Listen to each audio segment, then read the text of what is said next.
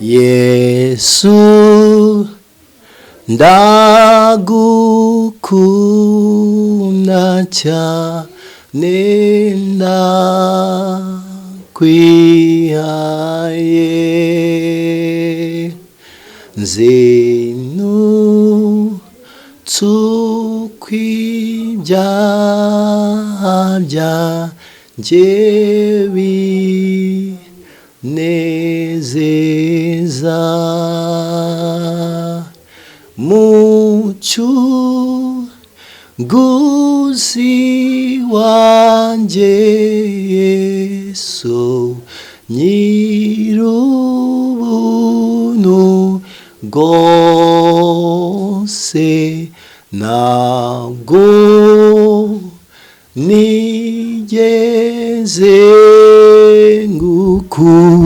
두콩구군두 구쿠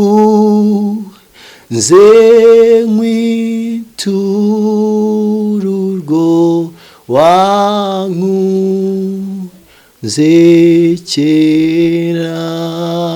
제체라 오니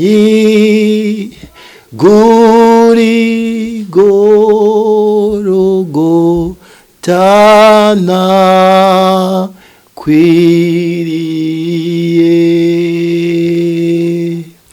구쿠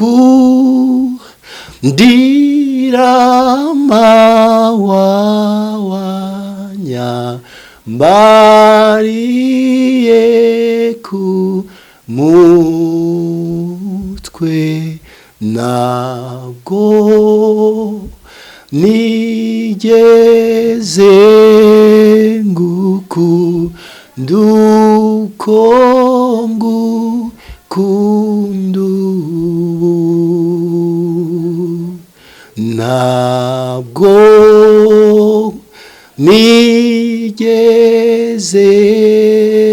니제생구쿠 두콩구 군두.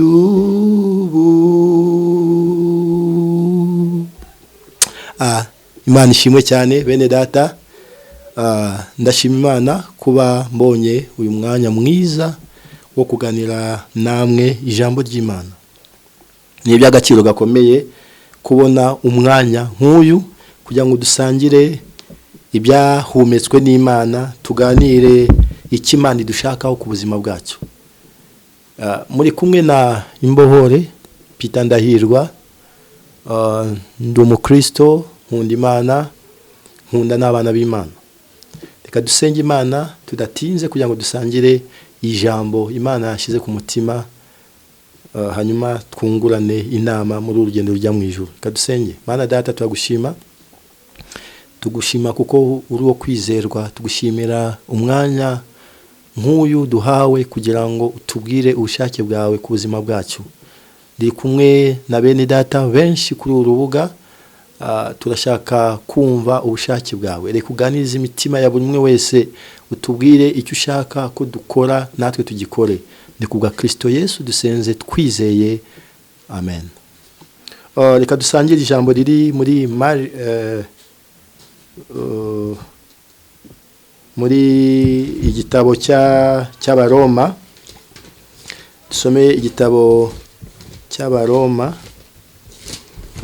igitabo Paulo yandikiye Abaroma,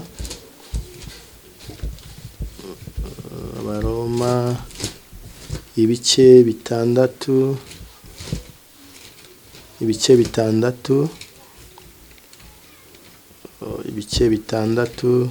umurongo wa 6 kugera kuri 12. Reka dusome. Haravuga ngo tumenye iki? Yuko umuntu wacu wa kera yabambanywe nawe, kugira ngo umubiri w'ibyaha ukurweho, twe kugumya kuba imbata z'ibyaha, kuko uwapfuye aba atsindishirizwe ibyaha. Ariko niba twarapfanye na Kristo, twizera yuko tuzabaho nawe, kuko tuzi yuko Kristo amaze kuzuka atagipfa, urupfu rukaba rutakimufiteho urutabi. Urwo rupfu yarupfuye rimwe risa kubw'ibyaha, ariko ubwo ariho kubw'Imana. Ariko namwe mwiyumvamo ko mwapfuye ku byaha, mukaba muriho ku Mana muri Kristo Yesu.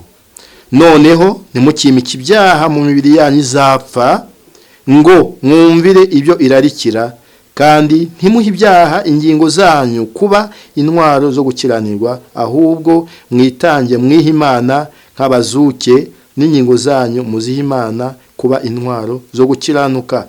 Ibyaha ntibikabategeke, kuko mudatwarwa n'amategeko, ahubwo mutwarwa n'ubuntu bw'Imana. Mwakira ijambo ry'Imana.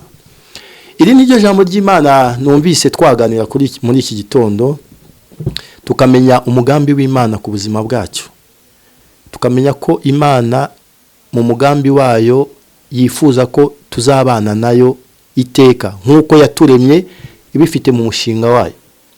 Imana ijya kurema umuntu yifuje ko azabana nayo iteka. Ni nayo mpamvu iyo dusomye mu Itangiriro, sokuruza wacu Adamu yabanaga n'Imana. Byageraga mu masaha nimugoroba, Imana ikaza kumuganiriza, bakaganira, bakajyana ibiganiro. Niyo ntego y'Imana. Imana ikarema umuntu ikamutandukanya n'ibindi biremwa, inyamaswa, inka n'ibiki.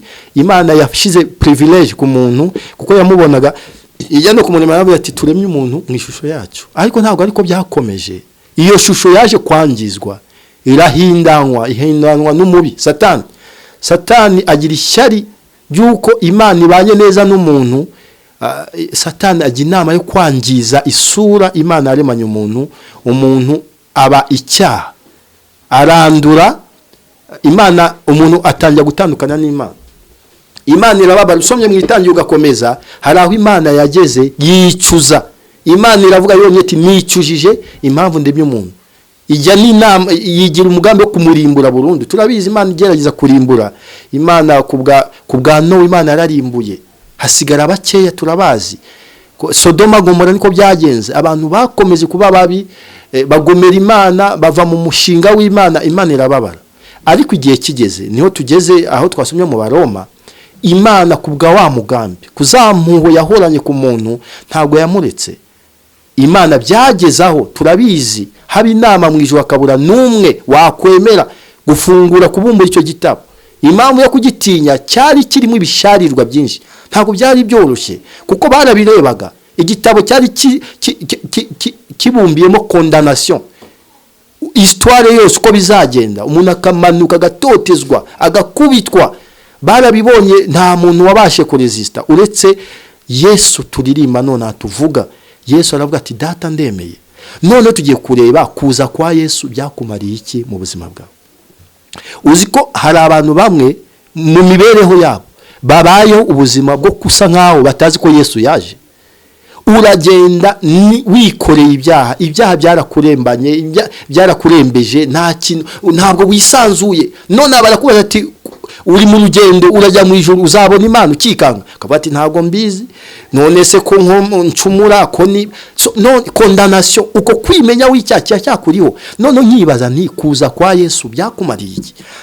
Ko Yesu muri Yohana 3:16 baravuga ngo Imana yakunze abari mu isi cyane bituma itanga umwana wayo w'ikinege, ariko hari ubundi bwoko buri iruhande. Niko umurongo uvuga, kugira ngo uzamwizera wese atazarimbuka, azahabwa ubugingo buhoraho. Wizeye Yesu mwene data? Ese Yesu utubwira ubana nawe utaragukuramo urubanza rwo kurimbuka, rwo kwiyumvamo ibyaha, nuwuhe Yesu ubana nawe? Kubera ko assurance ya mbere umuntu wamenye Imana agira nuko utiyumva mu icyaha, nuko utimenya w'icyaha. Kuko ijambo ry'Imana riravuga ngo kuva kera abakora ibyaha ni aba Satani. Kubera ko kuva mbere na mbere Satani akora icyaha. Mwisi dufite abana b'Imana, abo bagengwa n'amategeko y'Imana. Abo bantu n'ab'Imana nta byaha bikibabamo, kubera ko kamere barimo ni y'Imana, kandi Imana nikora icyaha.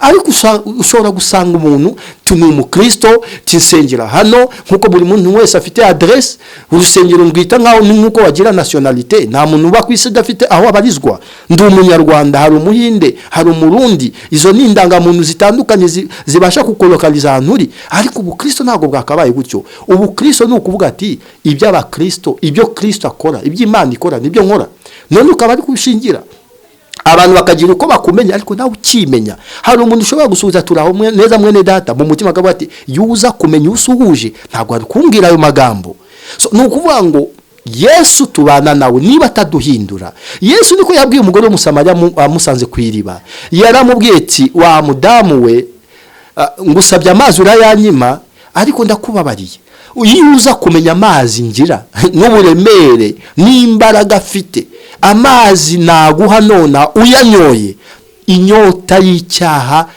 bye bye ahubwo muri wowe hakomeza akaba isoko idudubiza ukaba supplier nawe ugatajya gutanga amazi ariko niba warakiriye Yesu kaba uri mu byaha nona gukora icyaha byawe ni nko kuzimya buji nkuko babivuga ukikanga mu kanya warwanye igipfunsi cyawe kikaba kirekuka gukubita umugore ukaba wumva gutukana nako kanya aho ucuruza umuntu aragukandagira gato yakwanduza ugahita umukubita igituzo kaza kwikanga jya ushidikanya kuri Yesu kuko Yesu utabohora ntabwo ari Yesu Munazareti abitwa Yesu ibyitwa Yesu ni byinshi ariko tugomba kumenya jya wicara mu cyumba ntukemere kukamere ikuganza nubwo tugukomera amashyi nubwo tuguha protocol iteye ubwo batukwibeshyaho ariko uri yizi burya hari abantu hari ibintu bitatu bitakwibeshya umuntu ari yizi Imana irakuzi na Satani arakuzi reka soreze kuri akagero ngo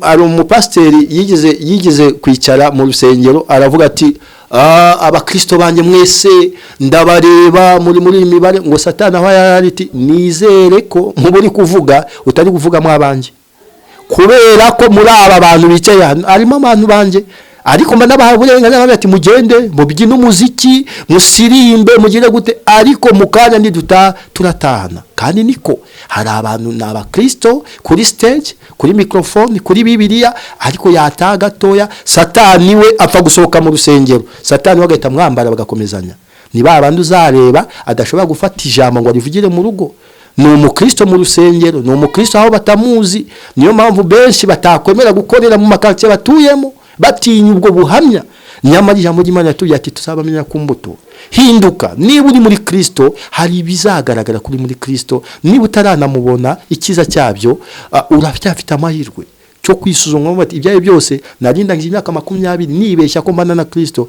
ariko ngendeye ku bintu basobanuriye ngendeye ku biranga mu Kristo nyawe ndasanga nkiri uruhinja ndavutse ngiye gutangira kandi ikiza cya Yesu ntabwo abari imyaka umazemo ufa gusa kumwemerera nubwo watangira none impanda y'Imana iramutse ivuze mwajyana na Kristo ndabifuriza nanjye nifuriza kugira ngo twonye twisuzume turebe Yesu tubana nawe niba yaratubatuye mu byaha nidusanga tukiri mu mbata y'ibyaha tumenye ko tutarahura na Kristo ahubwo tumurarike mu mitima yacu kugira ngo duhindure tuzabone ubugingo bushya kuko niyo ntego y'ijambo ry'Imana yivuga butumwa ngo Imana yifuza ko abantu bose bakizwa bakamenya ukuri amahoro y'Imana abane namwe ndabakunda reka dusoze n'ubundi dusenga Imana kugira ngo rino jambo tuvuze ritaba amagambo n'inyandiko gusa ahubwo umwuka wera ufite imbaraga zo guhindura kamere muntu agusanga aho uri kudukurikiranira kugira ngo nawe wandikwe mu mubare w'abana b'Imana dusenga Imana twubashye izina ryawe Mana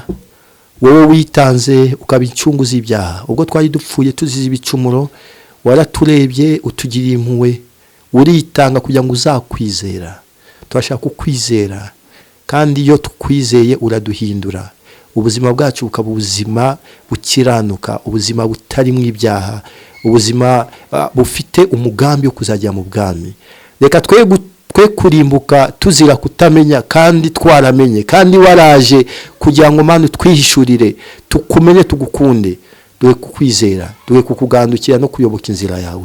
Bene data, tumaze gufatanya no mwanya wo kumva ijambo, ndabasengeye kugira ngo umwuka wawe wera wundi uhindure imitima yabaye akahebwe, imitima yikiriye urubanza rwo gupfa, ushaka kongera kwihumekera mu mwuka nkuko byabaye ku ya magufwa yari yumye adashobora kugenda. Umuyaga umaze guhuha, umwuka wera arongera ahaguruka, aragenda aba mazima. Ubugingo bwapfuye turabusengera kugira ngo buzuke, buzurwe n'ijambo ryawe. Ni kubwa Kristo Yesu dusenze twizeye mu izina rya Yesu, amen.